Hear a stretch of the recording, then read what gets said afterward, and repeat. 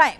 ముందుగా బులెటిన్ లో 4 big breakings back to back చూద్దాం. ఫస్ట్ బ్రేకింగ్, వక్ఫ్ బిల్లుపై దేశవ్యాప్తంగా ముస్లిం సంఘాలు నిరసన వ్యక్తం చేస్తున్నాయి. ఇక సెకండ్ బ్రేకింగ్, బర్డ్ ఫ్లూ మరణం నేపథ్యంలో ఐసీఎంఆర్ టీంతో చంద్రబాబు సమీక్ష చేశారు. ఇక థర్డ్ బ్రేకింగ్, కంచ గచ్చిబౌలి భూముల్లోకి బయటి వ్యక్తుల నిషేధం. ఫోర్త్ బ్రేకింగ్, బంగ్లాలో హిందువులపై దాడులు ఆపాలని యూనస్ కి మోదీ విజ్ఞప్తి.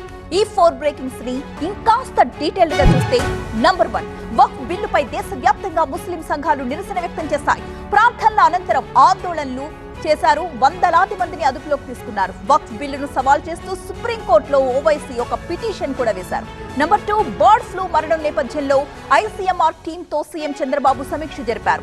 బర్డ్ ఫ్లూపై ఆందోళన అవసరం లేదని ఐసీఎంఆర్ భరోసానిస్తోంది. అయితే అపరిశుభ్రత, ఎలుకల నుంచి సంక్రమించే లెప్టోస్పిరోసిస్ మరణానికి కారణంగా నిర్ధారించింది ఐసీఎంఆర్. ఇక కంచ గచ్చిబౌలి భూముల్లోకి బయటి వ్యక్తుల నిషేధాన్ని మనం థర్డ్ బ్రేకింగ్ న్యూస్ లో చూస్తున్నాం. భట్టీతో సీఎస్, అటవీ, రెవెన్యూ అధికారుల సమావేశమయ్యారు. రేపటి నుంచి సంప్రదింపులు జరపబోతోంది ఈ మంత్రుల కమిటీ. నంబర్ 4, బంగ్లాలో అక్రమ వలసలు నియంత్రించండి, హిందువులపై దాడుల్ని ఆపండి.